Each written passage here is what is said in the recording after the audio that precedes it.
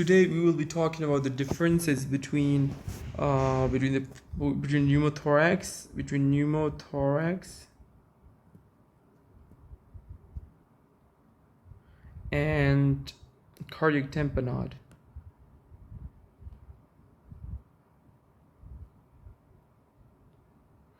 So most of the people, most of the students that are tutored in the USMLE Step 2 CK, they often confuse these two, and they are often actually confusing.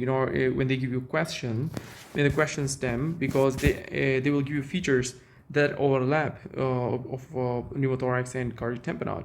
So you have to then recognize which one is which. There are specific things where you can easily guess which one the question is asking you, like what the diagnosis of that question is, because once you come to the diagnosis, the next step is basically different. Because if there is a next step, right, for pneumothorax, it will be needle decompression.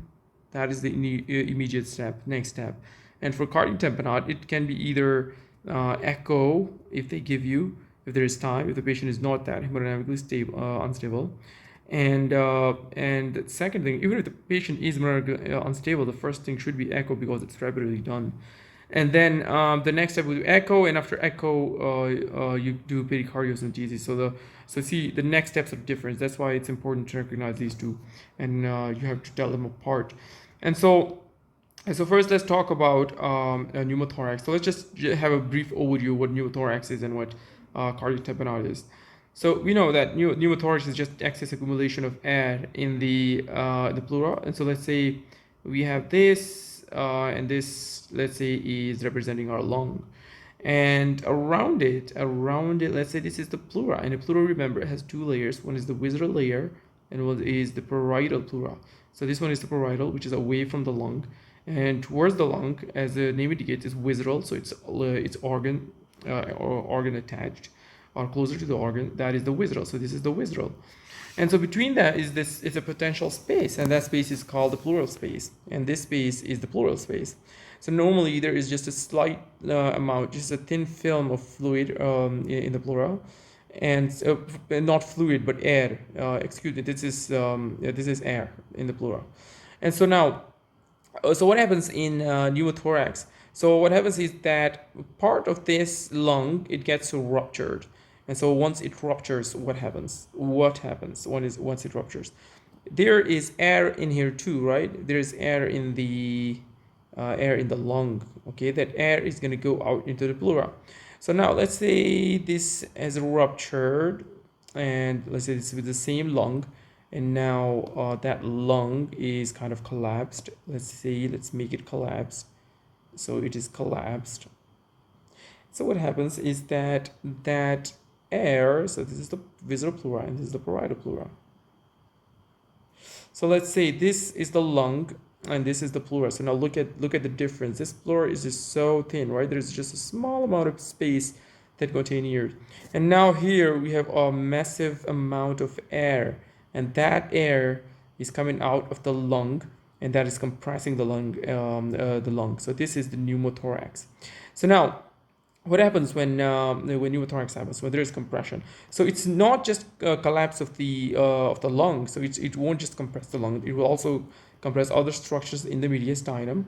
So these structures include, for example, if this is the trachea will be, so here it was midline, and here it will be deviated towards the opposite side. So it will be like this. So on X-ray, you can easily see that it will deviate it towards the opposite side. Trachea deviated towards the opposite side, or the normal side. So that is the trachea shift. Another thing is that the heart. So let's say here we have the heart as well, right?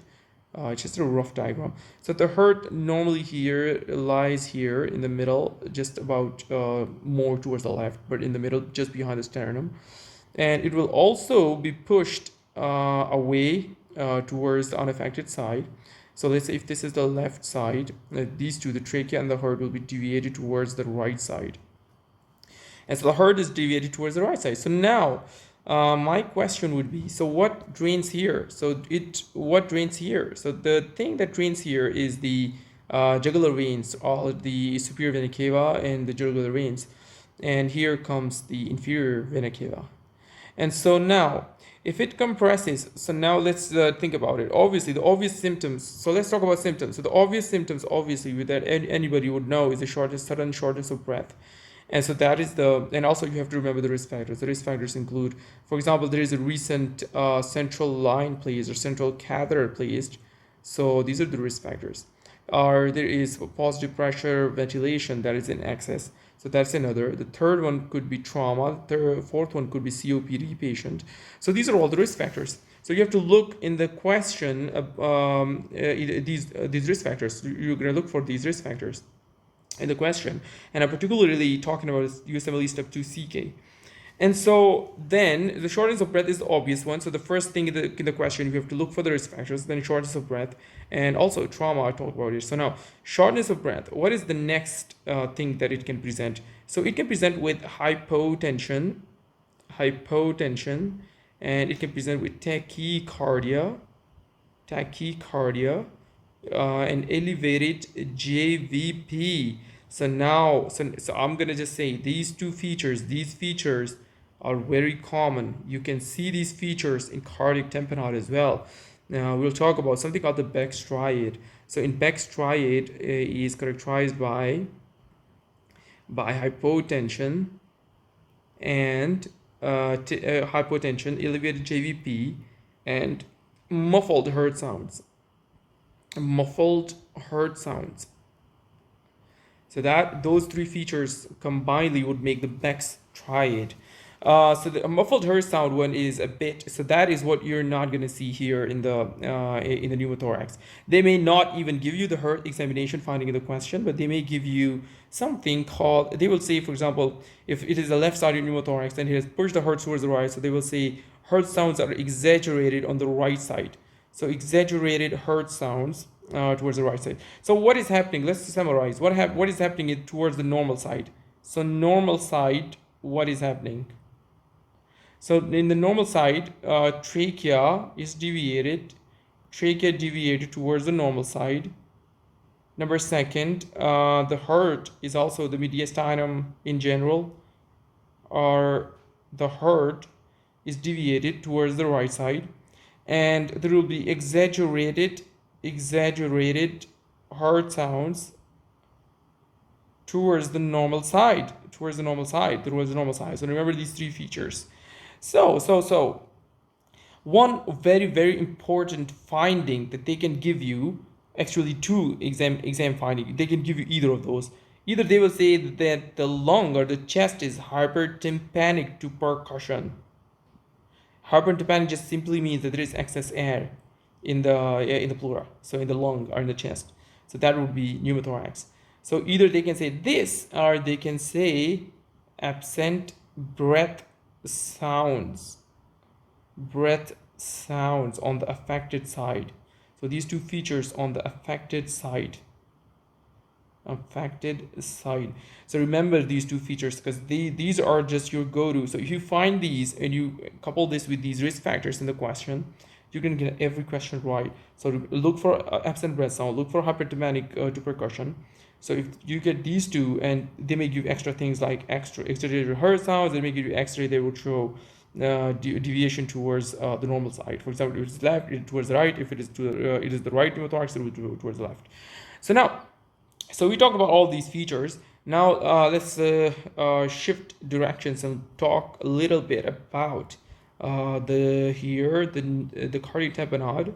And so around it, we have the visceral pericardium, and then we have another parietal pericardium. So the pericardium actually has 3 layers, but let's just for simplification say it's just 2 layers, and between them is the pericardial, the potential space, and it has a very slight, just a film of fluid.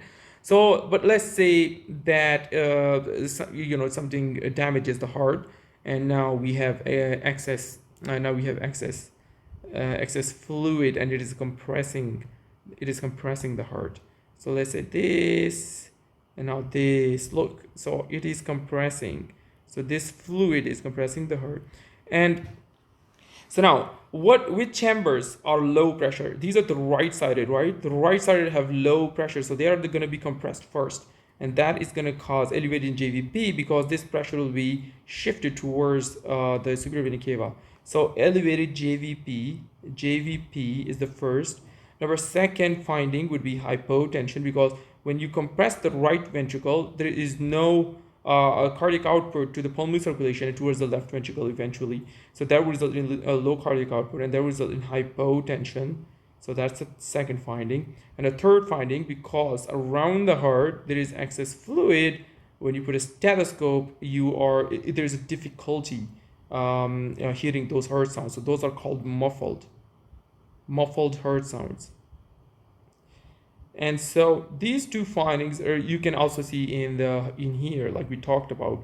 And the reason is basically similar. Just like here, the fluid is compressing the right ventricle. Here, the excess air is compressing the right ventricle, because I said the right ventricle and the right atrium are low pressure, and so this increased pressure will shift it towards the JVP. So in summary, so we have in both cardiac tamponade and in both pneumothorax, they will give you elevated JVP, they can give you hypotension, they can give you tachycardia, but the absent breath sounds, what differentiates the pneumothorax is that in pneumothorax you will have absent breath sounds, and they can give you hypertematic percussion. These two findings will not be seen in the cardiac tamponade, and in the cardiac tamponade these will be seen in both. So I'm writing same here because these are seen in both. So hypertematic to percussion and absent breath sounds are specific for pneumothorax, and absent breath sound, not absent breath sound, but the muffled heart sounds, these will be specific for cardiac tamponade. And remember the JVP, this Beck's triad thing, the elevated JVP, muffled heart sound, hypotension, they only occur when there is a rapid accumulation of this fluid, and this is called acute tamponade, for example, due to a trauma. Acute tamponade only the acute tamponade will have the Beck's triad features, the triad. And so can you tell me, just pause a little and just tell me, I'm just going to ask, what will be the X-ray finding in acute tamponade when you have the Beck's triad? It will be normal, okay? Chest X-ray in acute tamponade is normal. Some of you may be shouting back and saying that it will be a water bottle heart, but that's only in chronic tamponade, in subacute and chronic ones. So hope this was clear, and I hope you get every question right on this pneumothorax and cardiac tamponade on the exam day.